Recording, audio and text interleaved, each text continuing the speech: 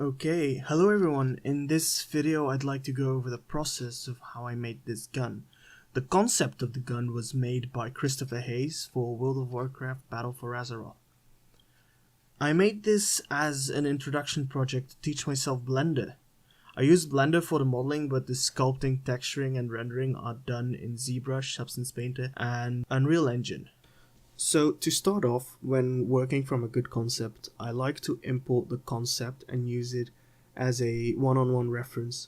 Of course, you should always take some liberty with this, as 2D doesn't always translate well to 3D.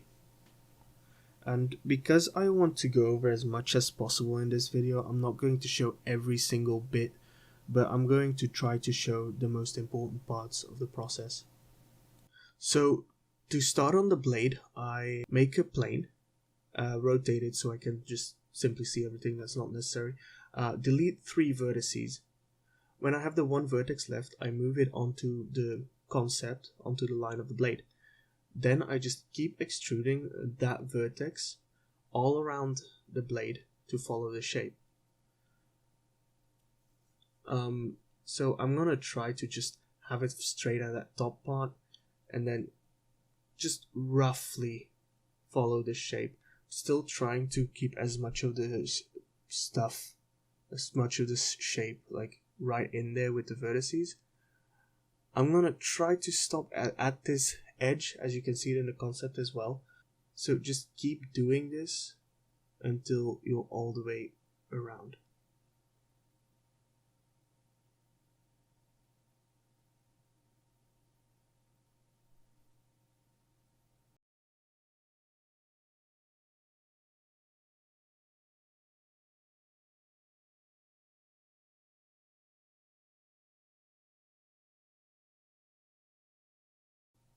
So when you reach the end, you just select both vertices, press Alt M and just merge at center.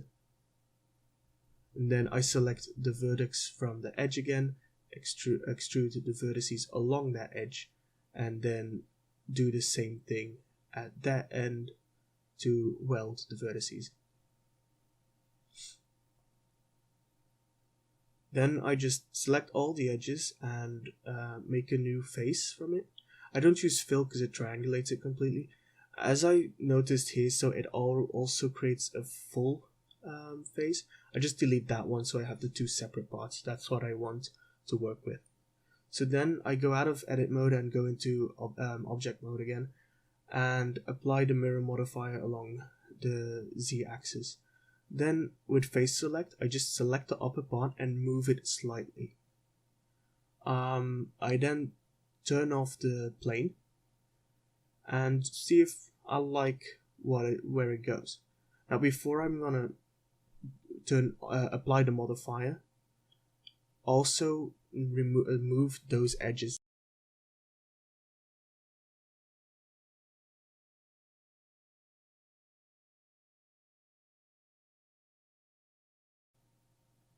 Once you add the modifier, it's gonna be really difficult to remove those again if you didn't do that first. So look at it from all angles a bit and see if you like it. See if it works. And then just start optimizing. I'm trying to go for mostly quads. It's not always possible, but generally nothing should really have an issue with triangles. Just the only thing you don't want is n-gons.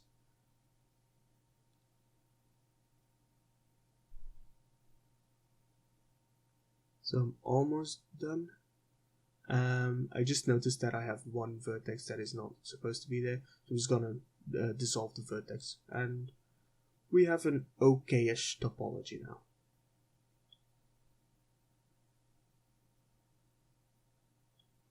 Except for that part.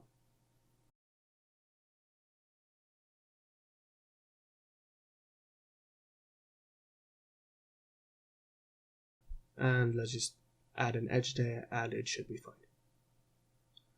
Now that everything looks sort of fine, I'm gonna select all the surrounding edges, apply the modifier first, then select all the surrounding edges on both sides, and we're just gonna make some faces in between there. I'm just getting rid of those corners because that doesn't always work, so you're better to do the bridge first and then fill those things in.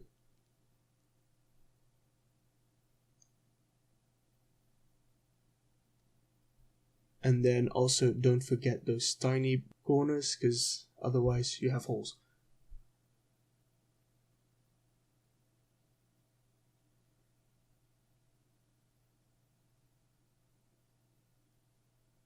And just keep looking at it from all sides to see what works and what doesn't.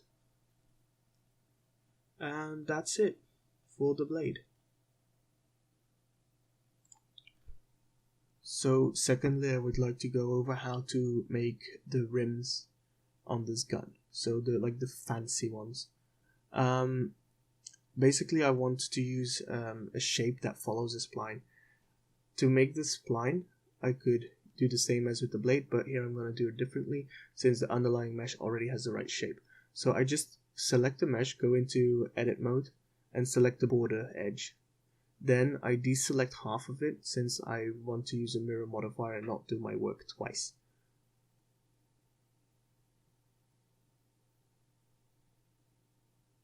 So when everything is selected, you just separate it by selection.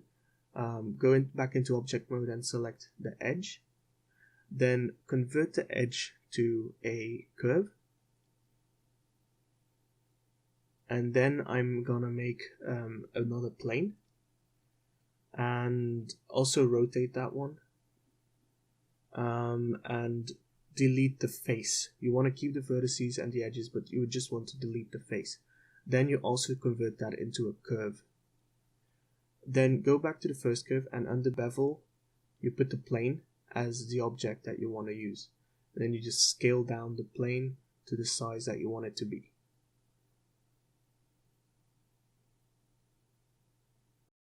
When that is done, you can go to the curve again and rotate vertex by vertex to get the shape in the right flow. So what you want here is really to have the shape, so like the edges follow a nice flow around the object and not twist in weird ways.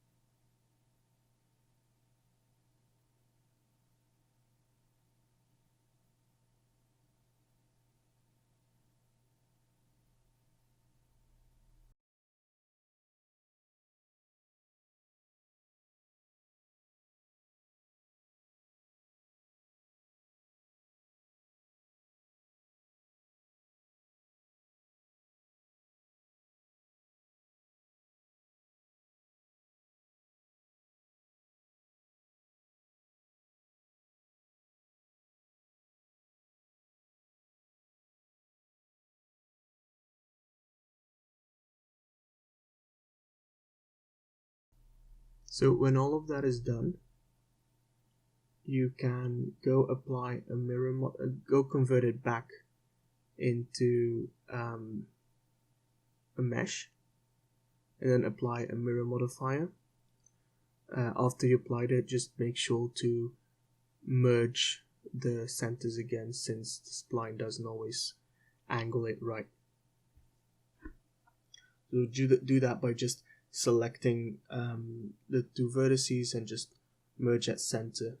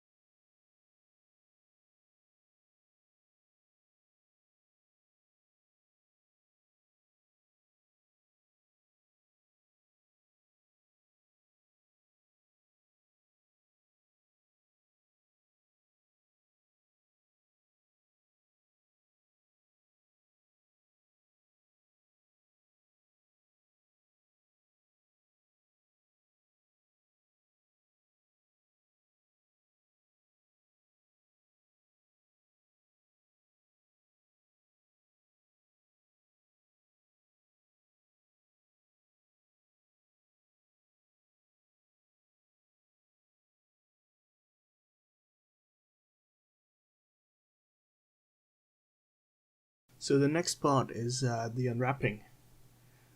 Not my favorite part, definitely not. So I have a lot of different objects,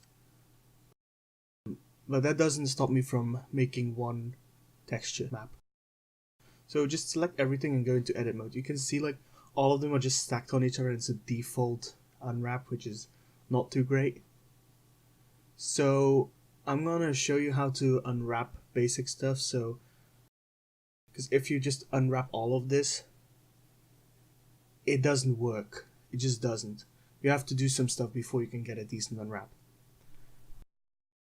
So I'm just gonna show one object, maybe two, and I'm gonna start with the blade. So what you want to do is basically select edges to basically decide where your cuts are going to be for your UV islands. So we're going to make seams. Just going to try, so I want the flat part of the blade to just be one UV island. I do have some edges here that I really want to get rid of because it's too much. I don't need those, they have absolutely no use. Okay, so yeah, again, so select the outer edge. Just that follows the whole shape.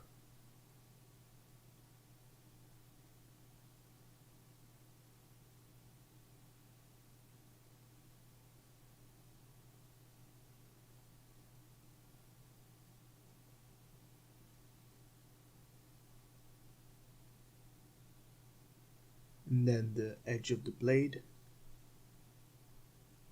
including those little chips in there. So that might mean that those chips are going to be separate UV islands, but I don't see a good place to attach them. So I'd rather have them as smaller UV islands than having some weird UV islands. So just do the same for the other side.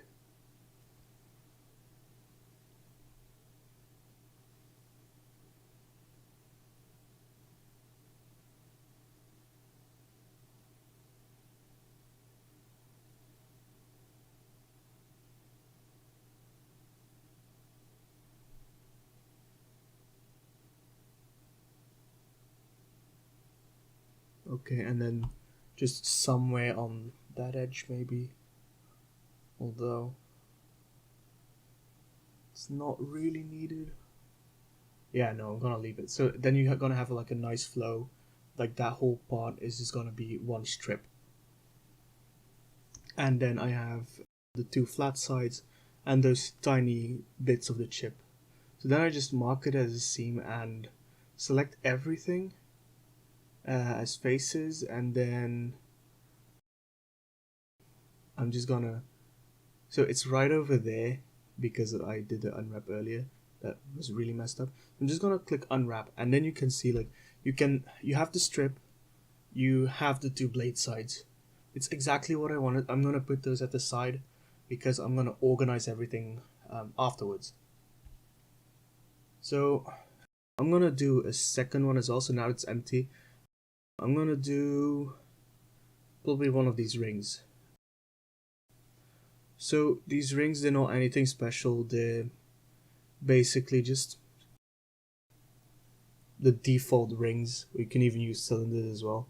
So I'm gonna make the seam somewhere at the bottom where you don't really see it a lot.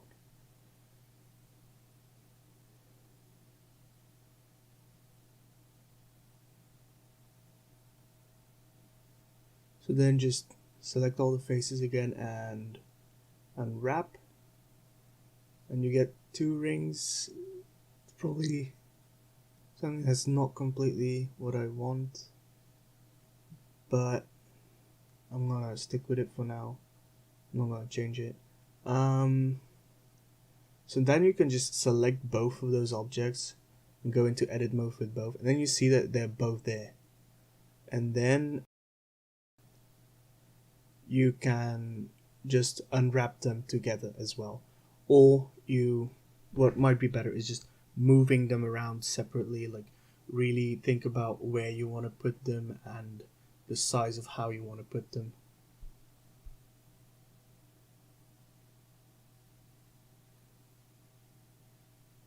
And then at the end, just go out of edit mode and you're done. Okay, so the next part is sculpting. The sculpting is something I personally really like, even though I don't do it enough. So I'm just gonna import my mesh. I exported it out of Blender as an FBX, and you can see it appear on the side. So then you just drag it out and press T. I'm gonna give it a decent material. You can see it's like all in one object. You can split that. So you also see I have some issues there. That's because of the normals. So I can normally fix that afterwards, which I probably will. But for the modeling itself, it shouldn't be a big issue. So just go split two parts so you have every single piece separate.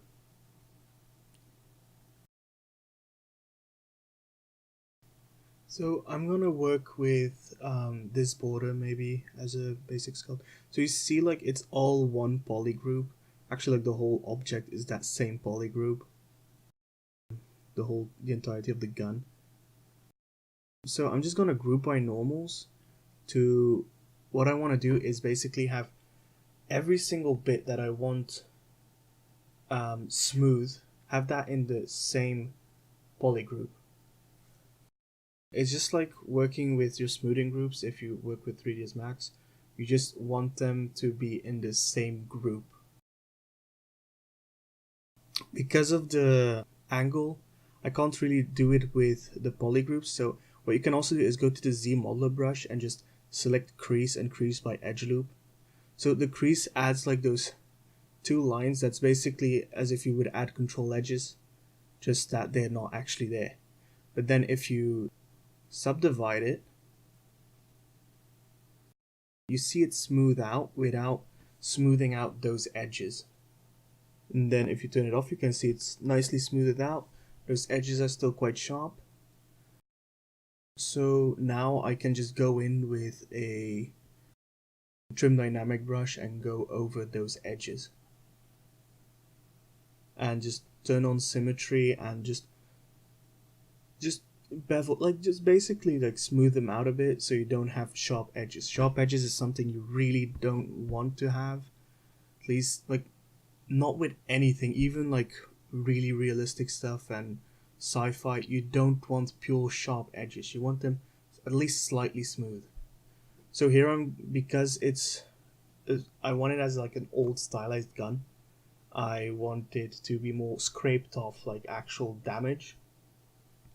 So that's why I'm like going over it a bit janky to just get it like really brushed off damaged effect instead of just a smooth edge, just really brushed off.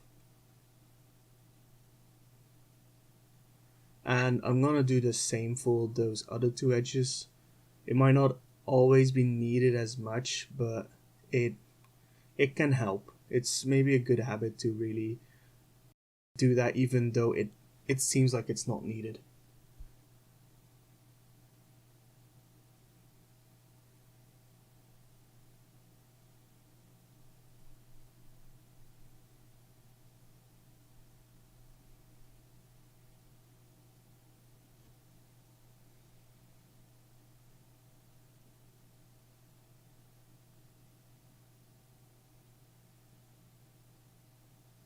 So with all those done, I can now technically just add some scratches. What I'm gonna do with scratches and cracks, I'm gonna use the old crack and slash brush. They're made by an artist at Blizzard, and those brushes are completely free. And they really do great stuff. So that's the orb crack brush. It kind of works like a damp standard, but it has a different feel to it, which makes cracks really nice. This is the whole package. So he has some really good ones. I mainly use the orb cracks and the orb slash, although the extreme polish and the orb flatten and just the rock details as well, they're all really useful brushes. So using the orb slash, you just kind of drag out a slash that you want. What I mostly do with these is like go over it a few times to really accentuate it a bit more. And then at the end you can still go back to orb crack brushes and just add like those tiny cracks at the end of the slash. And you see here like I have some weird artifacts. You can divide that a bit more, but it won't do a lot. That's basically because my topology there is not ideal for sculpting. But if you zoom out, you don't really see it, so I'm not gonna bother with fixing that right now. Just add some more cracks in there. Just give them like some jaggy angles.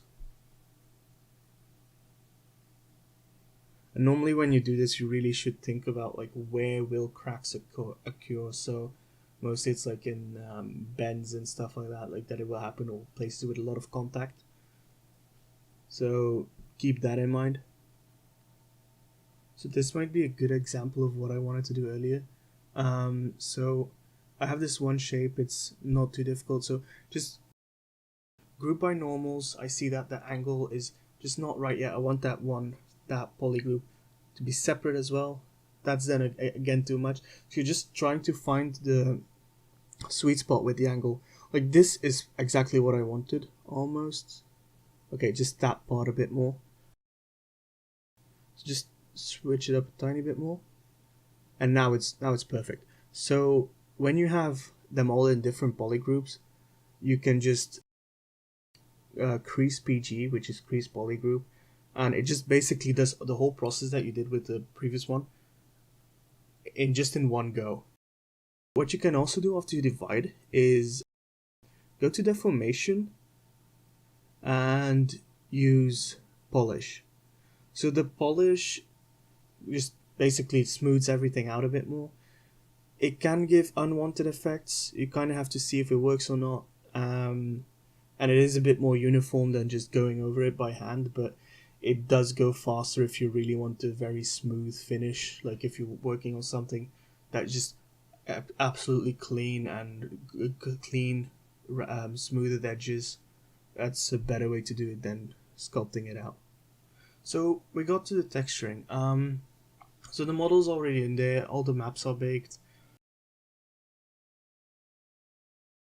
I'm gonna turn off the maps real quick and show you what the base model looks like, what I actually bake, and what I'm actually gonna use of those bakes.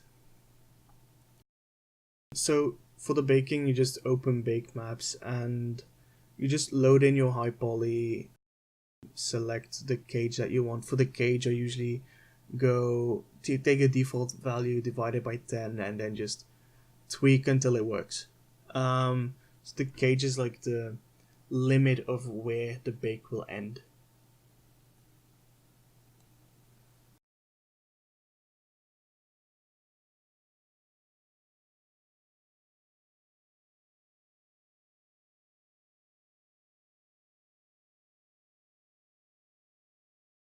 So yeah, I normally so I do all the maps, but I only use the normal map, ambient occlusion, curvature, and thickness. Those are like my most used ones. I don't really use the other three. Okay, so with the texturing, so the whole gun itself is made with this stylized base that I made myself. Doesn't look like much like this, but it's the tweaking that does it. So I just add a black mask and then use the polygon fill to just select where that material goes. So I'm just gonna do the gun and the main part and the handle. It looks like the handle is one object, which is not what I want, but I know I put them as separate UVs. So I can just go back to polygon fill, select UV islands, and click on that part. and that looks like it's correct. So that's basically how to do it, but I'm just gonna show the full gun because going over that texturing process is quite lengthy to get it right. So the material works with curvature maps and a bit of AO. So you just start with a random color, give it a full metallic, go for a bit of roughness. Then the edges, you go for a bit lighter color, a bit less roughness. And just what's the most important part here? So the AO, kind of important. I also have some light variation in there, which adds a bit of a gradient, which is always nice. But the most important part here is the grunges. I have 3 different grunges. This is how it looks without the grunges. It does not look like that at all. So if you start adding grunges, you can see like it starts looking more and more real. You really want, even though you want something that looks a bit cleaner, you really want to push in that grunge and different roughness and so on, so it doesn't look flat. So if I then go over from, like, this looks kind of cool. If I now go over to my roughness to just show me the roughness, you can see it's like, it's very spotted, it's a bit all over the place, but in a good way. It just adds a lot of stains, which is normally what would happen to something like, to a metal like that. It's not gonna be clean.